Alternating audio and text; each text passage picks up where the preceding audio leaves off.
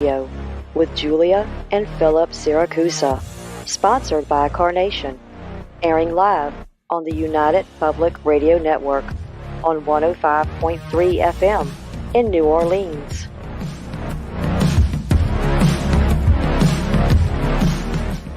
This show's entrance has been edited, produced, and directed by Gwen Clapper from Perfect Trust Productions, LLC. You can find us at perfecttrustproductions.com.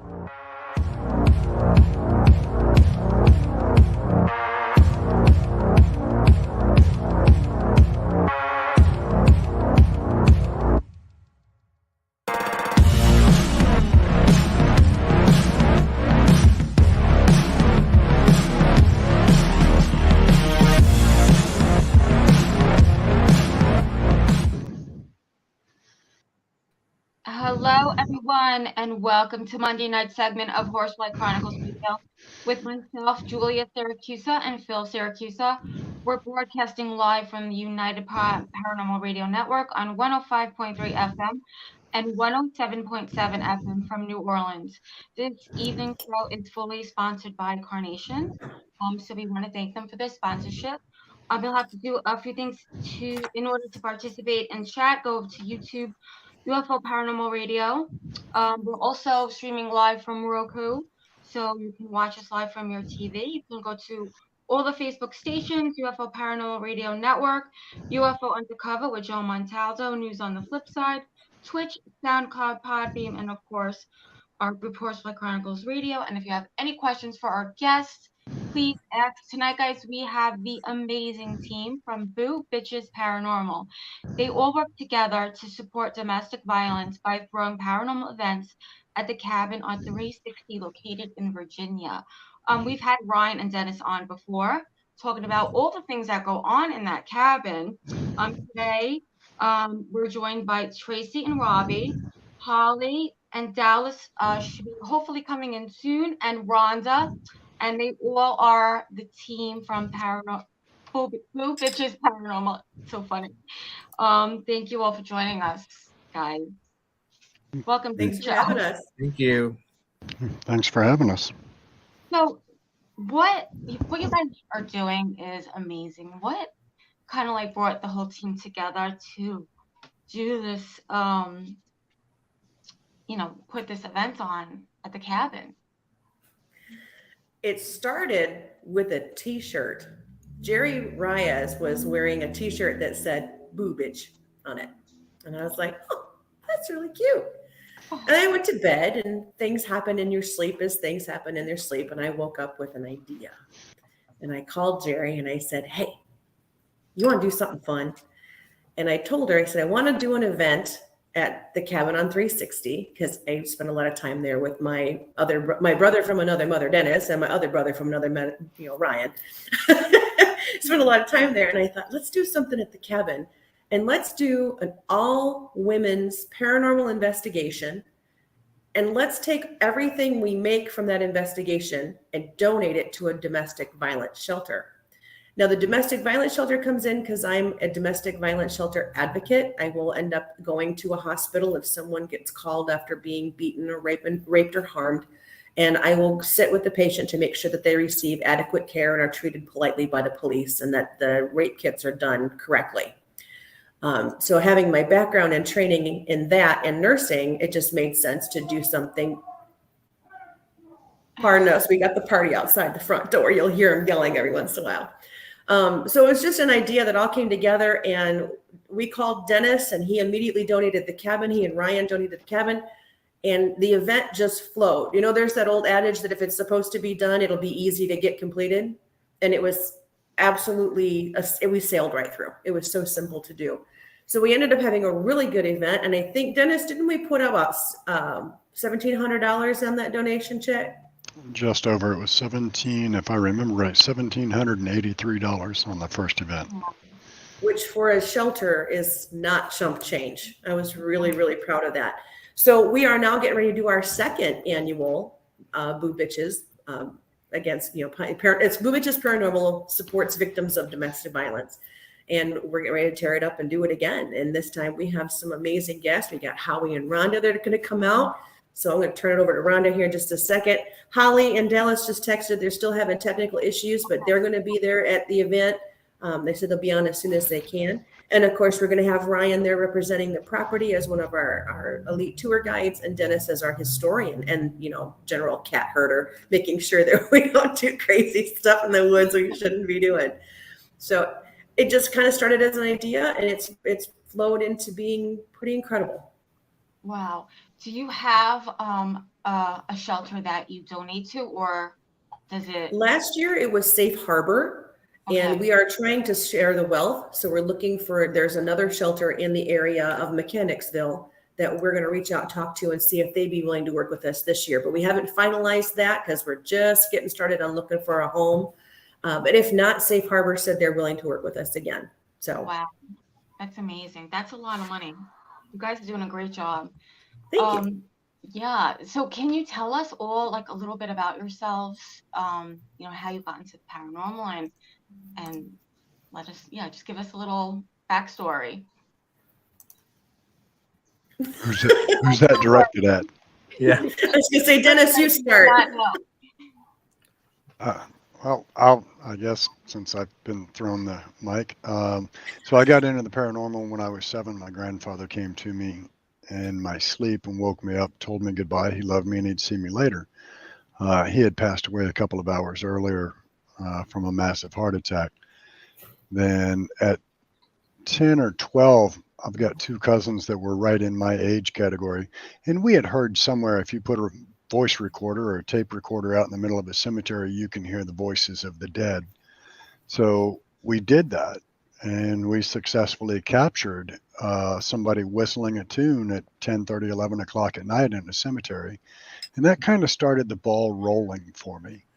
Then at 16, my brother chose to take his own life, and he visited me right afterwards, told me goodbye. He loved me and he'd always have my back. So, and I always knew there has to be something after this physical form leaves. Where does the energy and essence that is us go?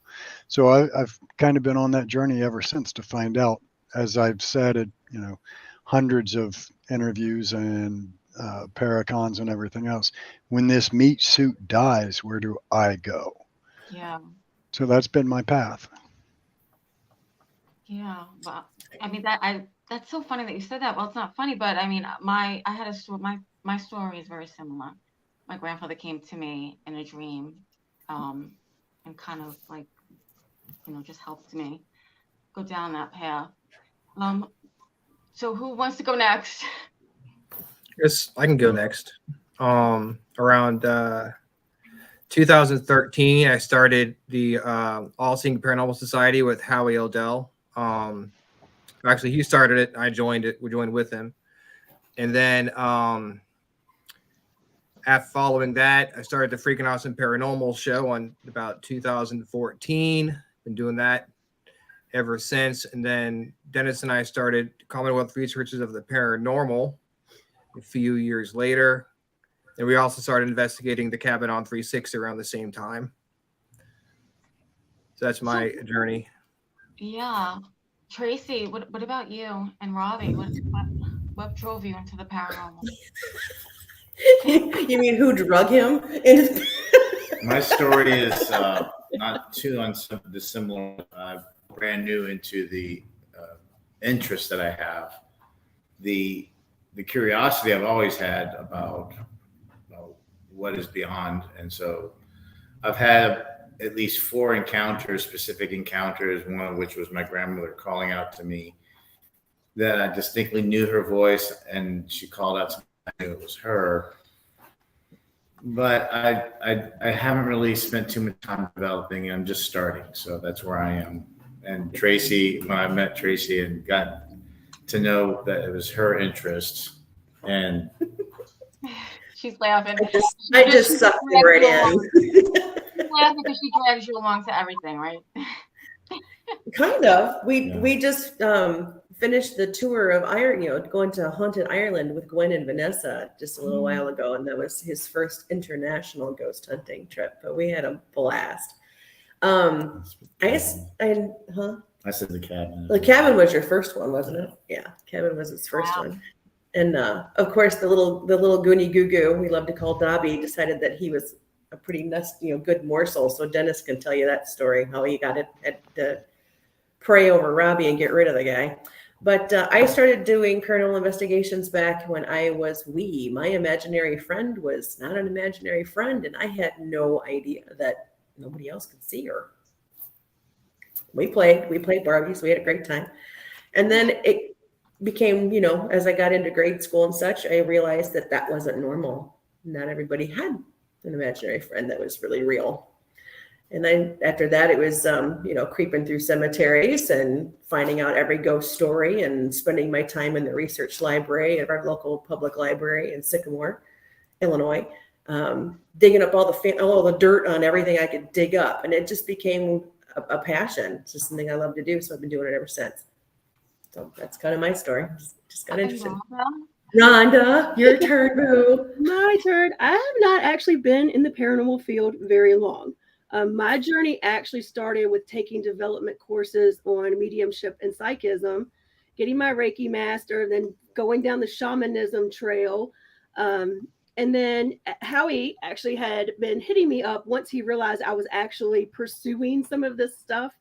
He's like, so when do you want to do paranormal? When do you want to do paranormal? When do you want to go with us? When do you want to do this? And I'm like, no time soon. About a year and a half ago, I reached out to him and said there was going to be an event at the cabin. Actually, I had been on some paranormal investigations out at Belgrove Plantation in King George. There was going to be the event out at the cabin, the large event, the largest haunted ghost tour. So I went out there with him for that for the first time. And then from there, he somehow swindled me into helping him with his with our paranormal podcast. And I've ended up doing that. And actually, I've been doing investigations out at the cabin. We're out at the cabin all the time when we broadcast, continuing to do investigations out at Belgrove. And just recently in the last week, I officially joined Fredericksburg Paranormal Research and Investigations as a investigator for that team. So I'm pretty new into it, only like a year and a half in. But when Ryan actually told me about this event coming up before Howie did, I kind of was watching Ryan's show, and Tracy was always like, "Hey, are you going to do this?" And so once I heard what the premise of it was, I was like, I am in. And then it's just gotten better and better. I'm in, like, there's going to be a drum circle. Well, my shamanic teacher moved away to Texas a year and a half, 2 years ago. I haven't been in a drum circle in that long, except virtually. So I'm like so stoked. It's going to be. You better bring your drum. Yeah. Pack extras if you've got them. That's right. So that leads me into Holly and Dallas, who had just messaged that they're not going to be able to join us tonight. They've got high winds up in the mountains where they are, and they do not have any internet. Their towers are gone. So she sends her love and apologies for not being present or in Dallas. Holly and Dallas are shamanic teachers. They both started out as paranormal investigators, but they say, quote, "That's not my gig anymore." They've moved very much more into spiritual healing and working on people's energy journeys, but they love the cabin. So they're going to come out and join us for this. They're going to do some teaching.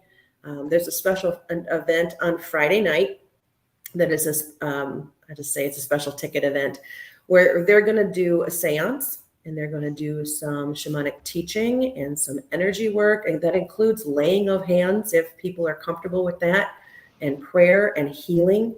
And then we're going to take it. And if the weather's nice, we'll take it outside. And Robbie will have built up the bonfire. He's the bonfire king. I know it's just a fire, Dennis. It's not a bonfire. If it's in a fire pit, apparently that's not a bonfire.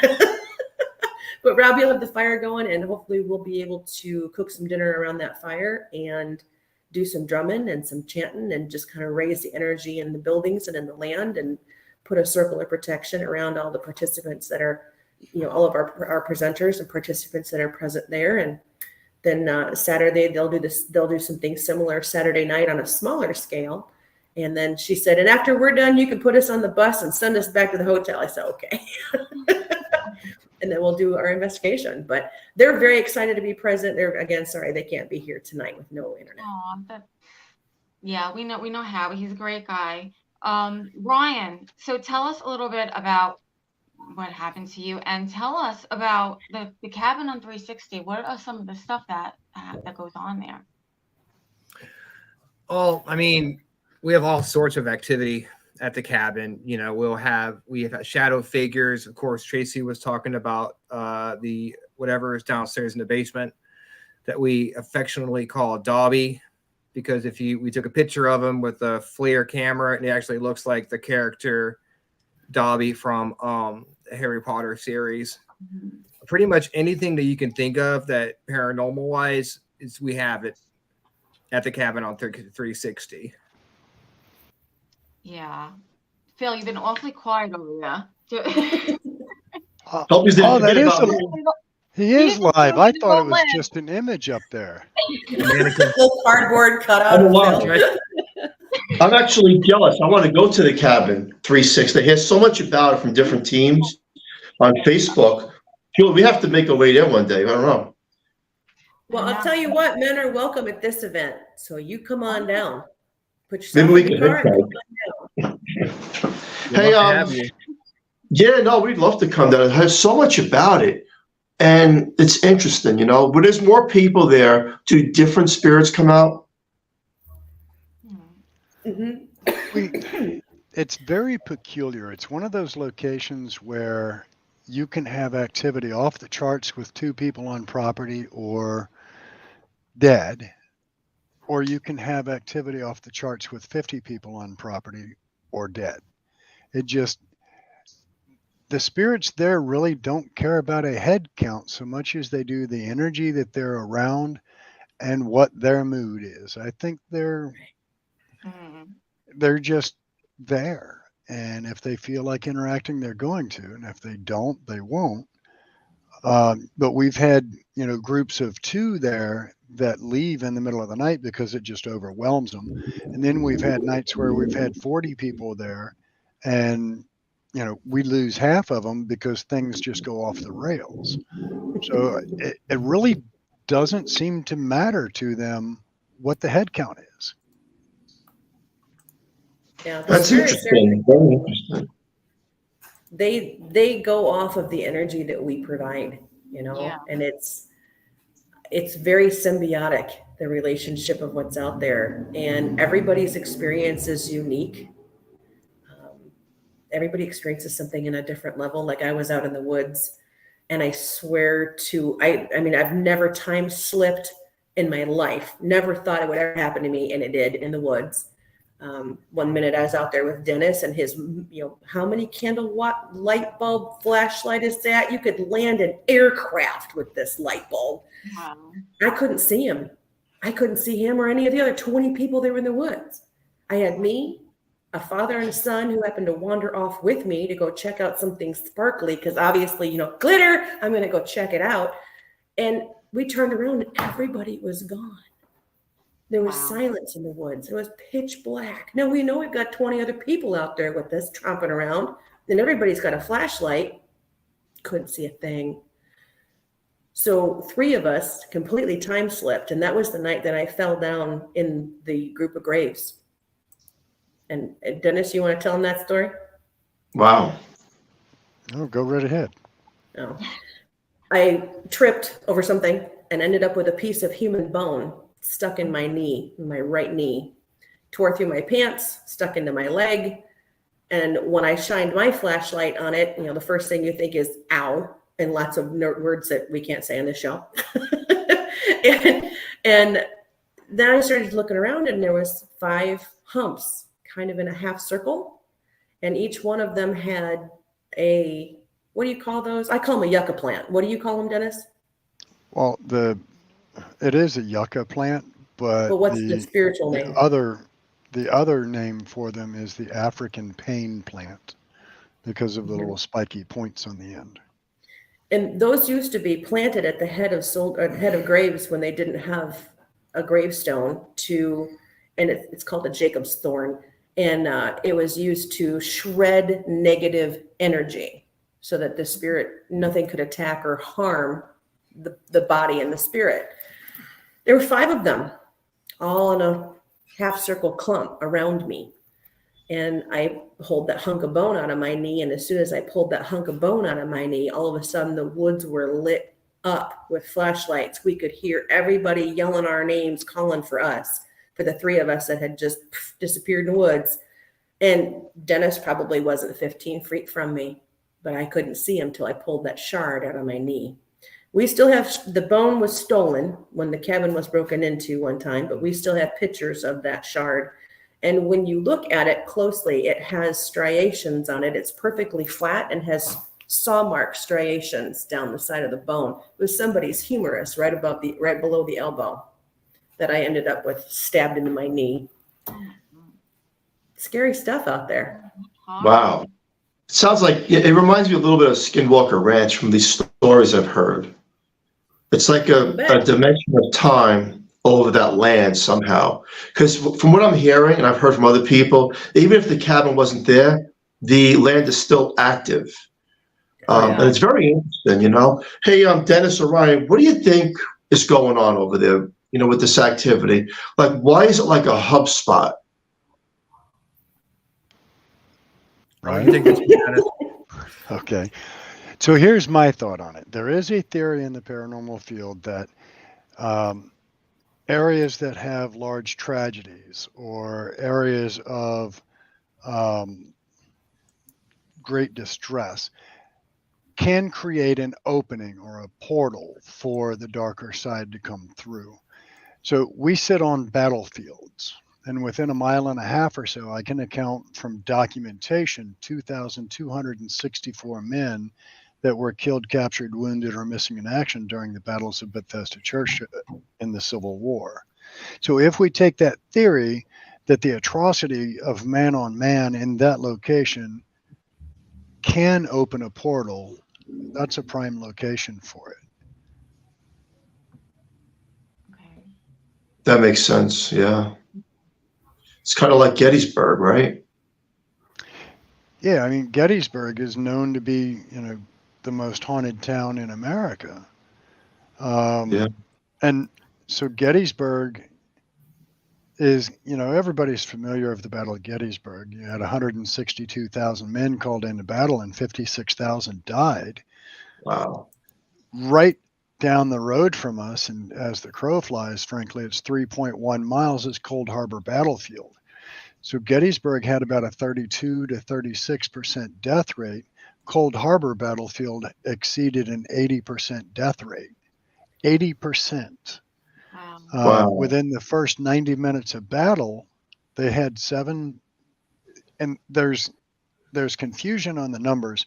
National Park Service says one number, historians say another, but between 7 and 12,000 men lay dead or wounded on the battlefield in the first 90 minutes. So, you know, and those were all men that were coming through the property where the cabin sits today. You know, there were a huge portion of Union soldiers that fought very hard to take the land that the cabin sits on. And there were a large number of the Confederate troops that were under orders to maintain the crossroad that sits 1/10 of a mile from us at all costs.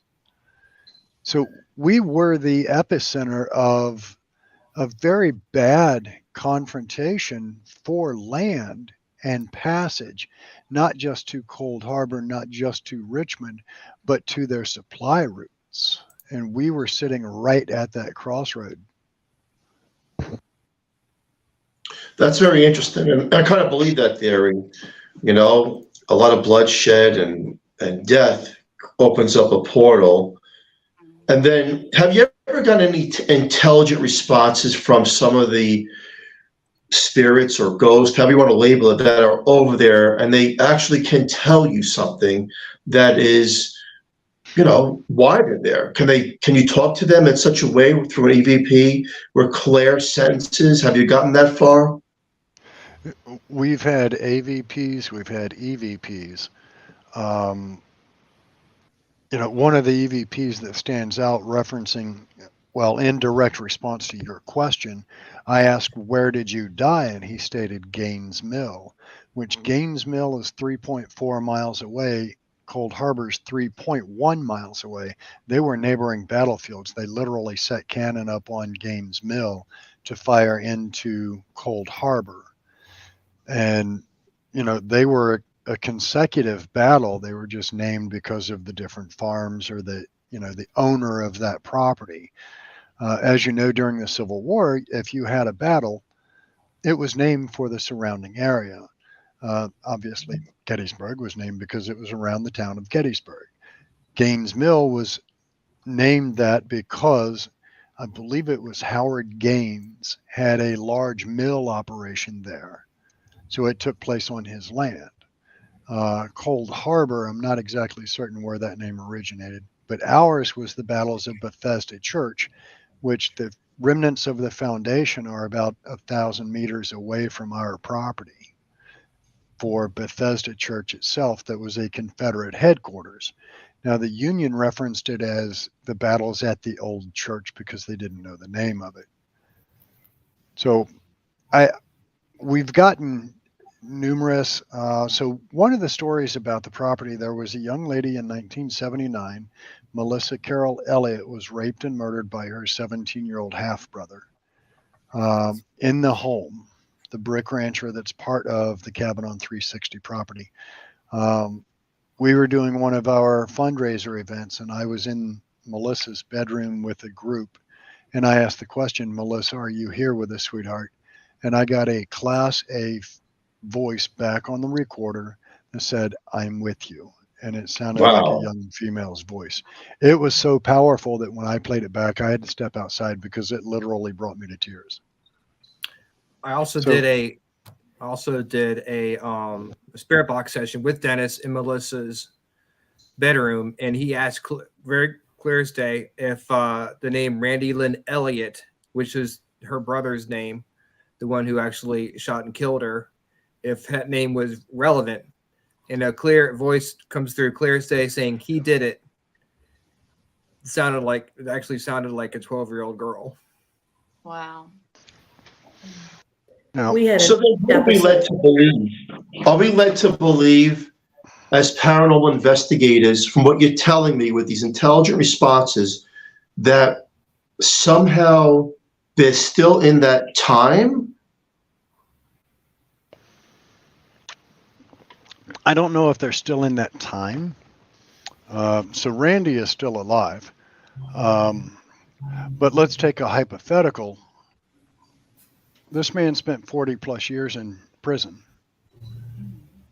At nightfall, he's in his cell. What if he's projecting his mind back to that moment in time, that morning when his life changed drastically and hers ended, and he's putting his energy back there? Is it possible that that tragic moment stained the fabric of that structure so bad that his energy can still be in that property, even though he's alive? Now, I'm a wholehearted believer in the fact that Melissa, the young girl, is still there. But I don't know that they're still in that time.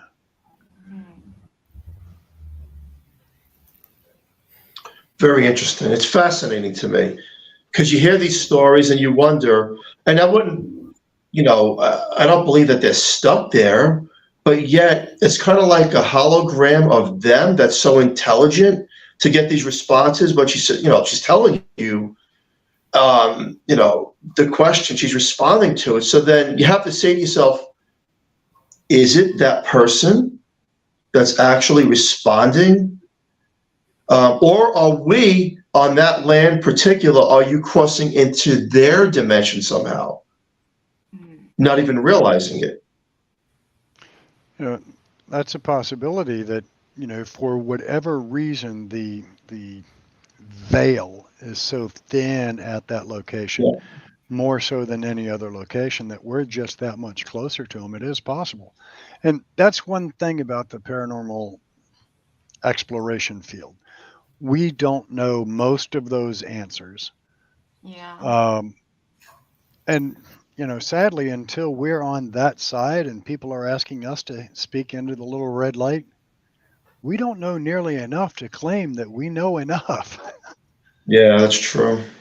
you just end up with so many more questions, and that's the way it goes, right? And you know what, Jewel, you get the intelligent responses. We've heard and it's like, can you see me? Yes. Can you hear me? Yes. Can you touch me? Yes.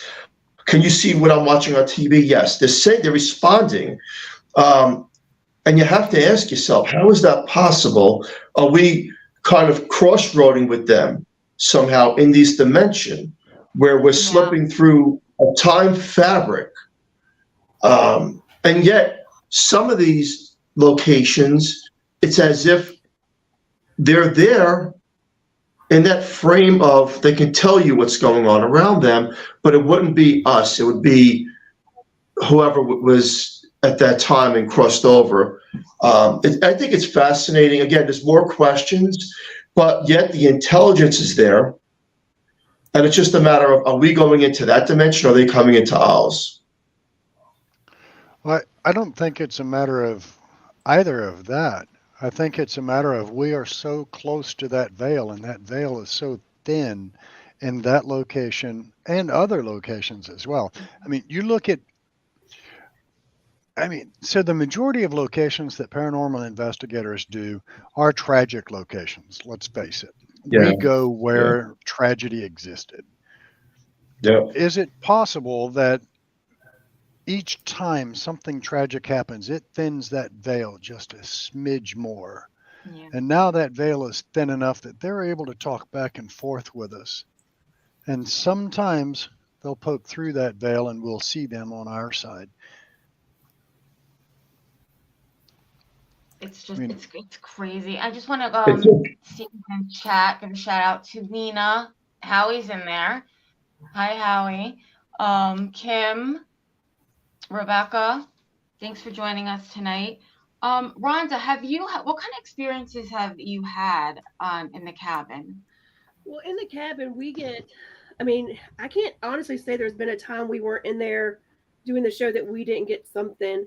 I've heard of a lot of boots walking down the hall when there's nobody in the hallway. We've heard like a clearing of your throat, if you will. Sometimes it sounds like we'll ask a question or we'll make a statement and we'll hear, mm-hmm. We actually did, a group of us were there several months ago, and we actually played some games but had like a Phasma box going. And we were noticing that we could get a lot of interaction while we were just talking and playing the game amongst ourselves. We were getting interaction, like them laughing at us. Actually, at one point it came through like just go, because somebody was halting up the game. So we've heard a lot of voices. There's been times we've heard things just moving around upstairs when there was nobody upstairs. Shadow figures standing in the stairway. It's been pretty active just about every time we were there. We're here. Everybody that we've interviewed that have said that they've gone there, they always come back with crazy stories. We definitely have to go there, Bill, and see what's going on. Well, Phil and Julia, I may know a guy that can open the building up. So if you guys want to come down, here's your invitation. Wait, no, guy. I like that. Not I really. have so Come many on stories about this cabin. So the last Boo Bitches event we had, there was a couple interesting things that happened. We were talking about the shadows and the sounds that Rhonda was mentioning. We had all finally about 3:00 in the morning bedded down for the night, and everybody's in their bunk. They're mostly asleep, and I was the last one to go down because I made a quick walk of the property, just made sure everything was all right, and I laid down next to him and got snuggled in and beginning to hear. Now, we call one room at the top of the stairs the Pearl. I'll let Brian share with you why that is what it is. And then here, Rhonda, I see you giggling. And then there's a long hallway that leads from the Pearl to the turn to take the stairs to go downstairs. And then there's a loft area, and the loft is right on the other side of the turn. And I started hearing footsteps, heavy footsteps, like boots, walking from the Pearl to the top of the stairs, stopping, and then going down the stairs. Now, the first time I thought, well, if anybody's up and around, I didn't see them, but I'll hear the front door open. Never heard a door open. And then about 5 minutes later, it did it again, but there were no stairs coming up. It was just started at the Pearl, down the hallway, stopped, turned, stomp, and waiting for the door. Nothing. Third time I hear him coming, I'm like, all right, I'm getting up for this. So I sat up and leaned over the top of him. And when the stops came to the top of the stairs and there was that moment, I literally had my hair is already standing up, but it stood up more.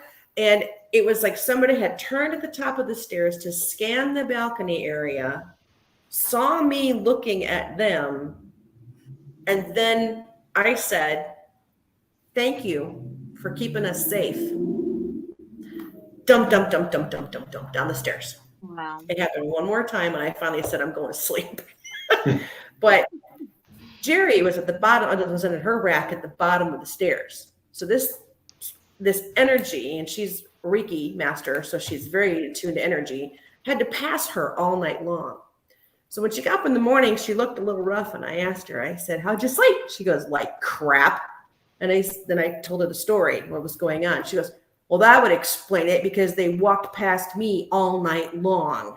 Wow. So that's two reports on one spirit. And Dennis has a story about that same spirit because I really had the energy feeling this was an elder male walking around in his farmer bibs with his big old rubber farmer boots on, checking his house because there's people in it, or checking his property. Dennis, you want to share yours?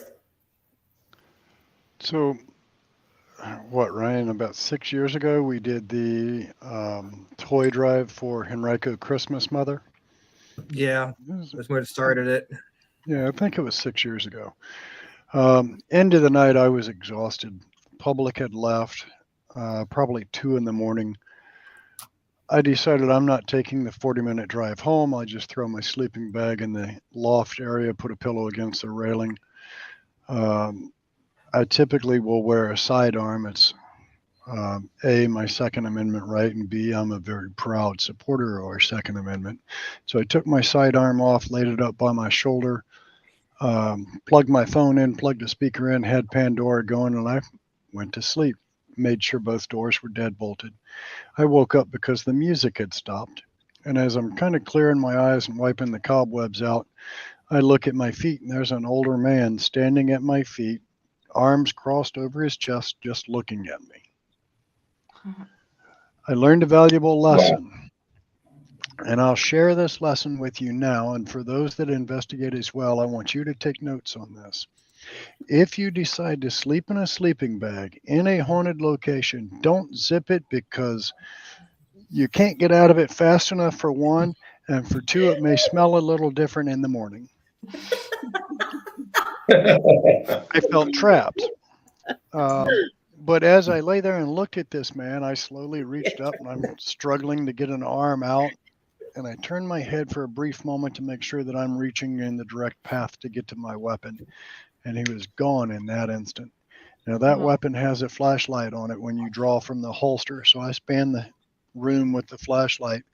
There was nothing there, nobody around, no sign of anybody having been there. But I made eye contact with him long enough to know what I saw. I don't know who, but I would put his clothing in the time era of 1930s, maybe 1940s. It was so gray and mottled that I couldn't truly tell what the clothing was, but 1930s, 1940s is what I would envision. Older male, didn't seem like he had harm or malcontent in mind, just looking at me like, who are you? Yeah.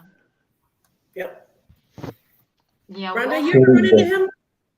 We all have those like moments where we've seen things and it just sticks in our head. We can't forget it.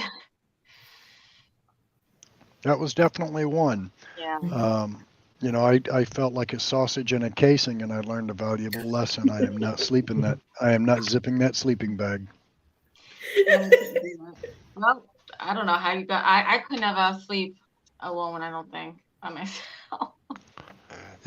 It's actually, I mean, even though it is such an active location, the cabin itself is actually comforting.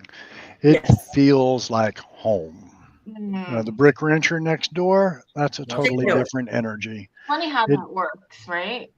I Yeah. mean, you're so used to a location, it kind of, you get that feeling. I know what you mean. Like you feel like you're at home, right? But it's still crazy. Now, when we had the event, everybody that stayed bedded down in the cabin.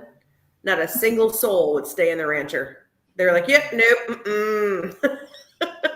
The rancher is just, I don't know. I took him in once, and he's been in he won't go in it again. I won't even allow him back in there near Dobby, because we're going to talk about Dobby for a minute. Is that okay with y'all? Talk about Dobby for a minute. Yeah. So Dobby and I have a love-hate relationship. He hates me, and I just love him. I love picking on him. I love tormenting him, and I love giving him crap. So I kick the front door of the rancher in, and I just yell, "Honey, I'm home," at the top of my lungs. And I can feel that whole house go, crap. I just love it, because I know that one of these days he and I are going to battle, and I'm going to take him out. My spiritual gift is I send spirits and I send things back to whence they came. And I can't do that because I don't have permission of Ryan or Dennis. And so I don't. But one of these days, somebody's going to say, all right, do it. And I'm going to have a time. But I took him in the house. Now, Dobby doesn't affect me. He does not have anything over me. I don't fear him. No. But he goes in the house. We just wander through for a little bit, kind of get a little history from Dennis, and then we go back outside, and we're standing on the porch of the cabin. Now, he's an extremely gentle soul, very docile, not a mean bone in him. But I reached over and put my hand on his back, and he whipped up and glared at me like he was going to cock back and send me butt over tea kettle over that porch railing. Dennis was standing right behind him, and I looked over at Dennis, and I said, "This is not my husband." No. So we paid attention to him for a few more minutes, and he was leaning over the rail and holding on to his head. I mean, you could just tell he was not okay. Dennis finally grabbed him by the collar and dragged him out in the yard and said, "Take a knee and pray Come with me." Yeah, come with me. We got to do a little work. And cleared him off. That was about 1 o'clock, about 1:14 in the afternoon. Now, the reason I remember the time is because I got a phone call later that same day from my daughter, Ashlyn. She flies for Delta Airline and was in the air at 1:14. And she says, "Mom, craziest thing happened in the aircraft today." And I said, "What happened, baby?" She goes, "For the first time ever, we lost an engine." I said, "Excuse me, you what?" "We lost an engine, totally shut off, no reason why." I said, "Honey, what time was that?" She goes, 1:14. Dobby can't get to me, but he showed me hard and fast he can get to who I love. Yes.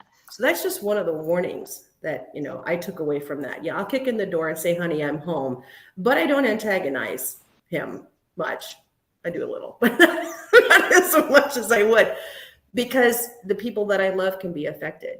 And do you have any memory of most of that? I have a memory of the entire event, from the moment that you're reacting to me in a way that I didn't understand, to the moment that Dennis said I needed to go with him. I also remember the feeling of uncomfortableness and not knowing why I was uncomfortable. I didn't know anything had happened, except that I just did not feel right. And you looked at me as if I was not right, and Dennis could tell I was not right. And I couldn't understand why I didn't feel right and why both of you thought I wasn't right. I had no understanding of it. His eyes were not his eyes. He's got beautiful gunmetal gray eyes. And they were different. They were completely different. I was not looking into the eyes of the man I was in love with. Not at all. I was looking into the eyes of a predator. Wow. He was angry and agitated. That's not him. Yeah. And Dennis has had multiple experiences with folks out there, teams that have gone out that are super, super tight, that have turned on each other within hours. So I'll let him tell you about that. But Dobby likes to do some crazy things to you while you're out there. Dobby likes the mind games.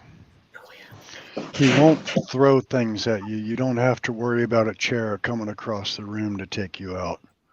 You have to worry about him playing in the mind of your teammate and then your teammate taking you out. It's very peculiar, but I think he feeds on the chaos. Yes. Mm-hmm. We can relate to that. That's why I brought it up. I've been watching your back videos thinking, ooh, they had a Dobby. They did. The mind manipulating hauntings. It's scary, and you have to have people that you trust when you're investigating, and that's the main thing that we always tell everyone, because we've seen it. We've seen exactly what you're saying here, right, Bill?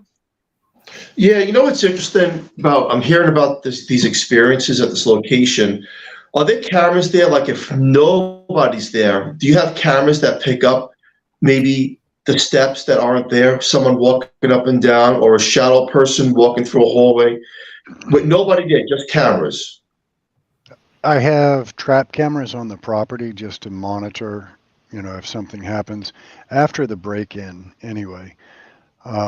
But we do not have a DVR system set up in the property at this point. Just the trap cameras that monitor coming and going on the property. Tell them about the break-in where you got the Ouija board back. So, what, Ryan, 3 years ago, right at the beginning of the pandemic lockdown. Yeah. Some jackwagons pried open a back bedroom window. They went through the mantle that was covered in relics. They stole all our relics. So, the paper gold. They stole the toilet paper. Couple of cases of water and sodas and tables. And one of the items that they stole, I had just picked up the night before and dropped off on the table in the kitchen, was a Ouija board from the 40s or 50s.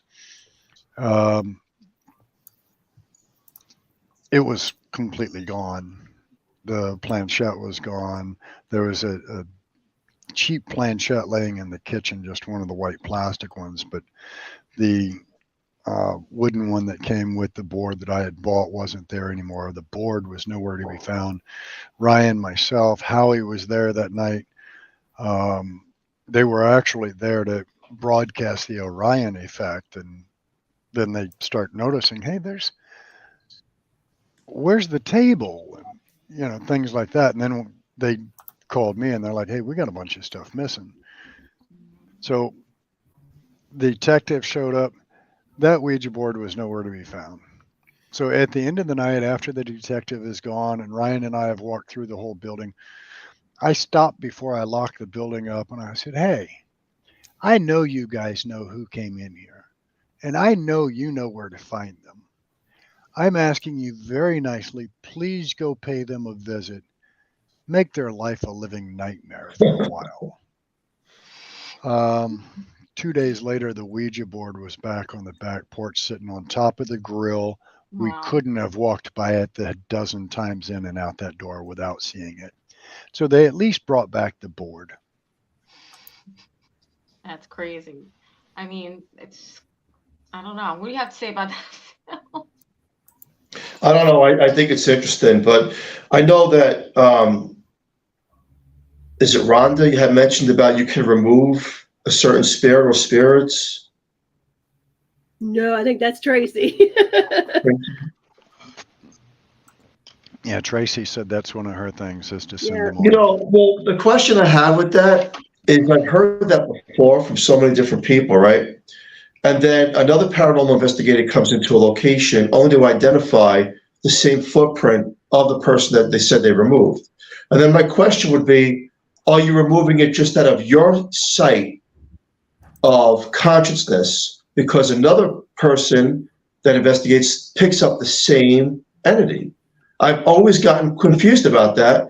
They say, well, I can remove it, they're gone. All of a sudden, next team comes in and they're identifying things that another team said they removed. How do you explain that? Spirit energy is how I explain that. And you can temporarily remove spirit, send them off out of, like, creating a bubble and shoving them out of the edge of the bubble. And they can come back in. It's like salt dissipates, Yeah. spells weaken, sage goes away. So as the power of your banishment dissipates, if the spirit is strong enough and attached strong enough, they can come back. It's not a permanent removal unless the spirit themselves says, please help me. If the spirit says, please help me, we'll send them. They're gone. They're moving on to the next plane, go to the light, and you're never going to hear from them again. If it's a banishment, and you'll see this with, like, when I'm just going to throw out some different TV shows that I've enjoyed, because she's got this Amy from, I can't remember something, Dead Files. She's got the same one. It's like, you need to have a psychic come, you need to have a spiritual priest come, you need a shaman. And and then she always tells the family, you have to keep up with this. You can't just do a house blessing once and expect it to stick forever, because if the spirit doesn't want to go, you have to constantly be at battle to keep that spirit at bay. So only when a spirit says, I'm ready, it's kind of like a cigarette smoker wanting to quit smoking. They have to want to do it. It's the same situation. If a spirit wants to go, then they'll move on. But if they don't want to go, then it's a constant housekeeping, a constant battle to keep them on the outside of that bubble. Does that make sense? Yeah, it definitely does. And it also makes sense, as we were talking earlier in the show, how a person gets affected, like the eyes, and then they're not the same person. Then chaos gets created, which creates negative energy, which creates sometimes the dark shadows, and then fighting between teammates and investigators. And I've seen that happen. That's a typical scenario of something I believe is malevolent or a serious troublemaker. And when they do that, right, they're creating an atmosphere of so much negativity that anything can almost transpire into that, where a person Right. can get oppressed / possessed and then do heinous crimes out there. And we've seen that happen. It's interesting. It's very interesting. And I always say that you have to be careful, because we don't know exactly what we're dealing with. From this show tonight, it seems like, you're getting intelligent responses, and it's as if some of those people walked that land. But do they remain on the land? And are the stairs there that you don't see? Is the hallway sometimes casted upon another dimension of time? It's fascinating, and it's just on my bucket list, Julie. We have to go to one day. And it's, your location, I believe, should be really documented going forward more heavily, because we can teach people, right? This does exist. To the non-believer, to the people who say, no, ghost, no such thing, you're crazy. You're proving it, right? And if we could just find that method of, look at this, not only as an apparition, but here's the communication behind the apparition. And can you debunk that? I don't believe you can. No, Yeah. the cabin is definitely a place that you can learn. It's really good for first-time investigators or people who are skeptic that maybe want to get a feel for it, because there's so much with the Civil War battlefield, with the murder in the rancher, to the spirits that are just in the cabin. And everyone that's been in the cabin, all the businesses that have been in the cabin have all had bad luck. There was a suicide attempt at the cabin. There's so much history and so many things that have happened there, that you're not only going to be able to get spirit communication, you're going to be able to get psychic imprint. You're going to be able to see time lapse, time imprint, like soldiers marking by that don't even notice you. So there's so many different elements of the paranormal that you can experience while you're out there. And it varies. Again, like we talked at the beginning of the show, and how the energy of the land uses the energy of who's available there. So what do you get? Yeah, It's and what you give, you get. You're going to choose how we behave today, is kind of how the land out there operates. But come on out for Boo Bitches if you guys are free. We'd That love to makes have sense. you. Yeah. Great event. What you just said makes a lot of sense. And Ed was in chat, and he said, "Come on down, let me know, and I will take you to dinner." He's so great. All right, I just got to figure out what I'm doing with my kids. The kids are always the problem, right? Kids. Yep. But tickets are on sale for the event. I sent you the link. So if you post it into your conversation, folks, if they want to come down and experience it, you are helping a great cause. You're going to have some fantastic team leads. The shamanistic experience in the drum circle with Holly and Dallas. You're going to have Howie Odell and Rhonda, who will be on property. Both of them are seasoned investigators at 360, plus Dennis and Ryan, who are not only the caretakers and the historians, but they'll also be leading teams and helping out down there. And then Robbie will be running the fire and staying the heck out of the brick rancher. So come on down, come see us. It'll be a really good experience. Awesome. Thank you guys for coming on tonight. We really appreciate it. And thank you for everything that you're doing. And it's for a great cause. So we just want to have a special thank you to Carnation for fully sponsoring the show. And don't forget to watch us on Roku or live. And please join us next week on the United Public Radio Network. Thank you guys for coming on tonight. And thank you so much for coming on, everyone. Please share the show. Check out the cabin, and you definitely want to go there. So, everybody have a safe, great night, and thank you so much, all of you, for coming on. Thank you. Thank you. Thank you all for having us. Thanks. Have a Bye, great guys. night. Good night. Thank you very much. Bye. Bye.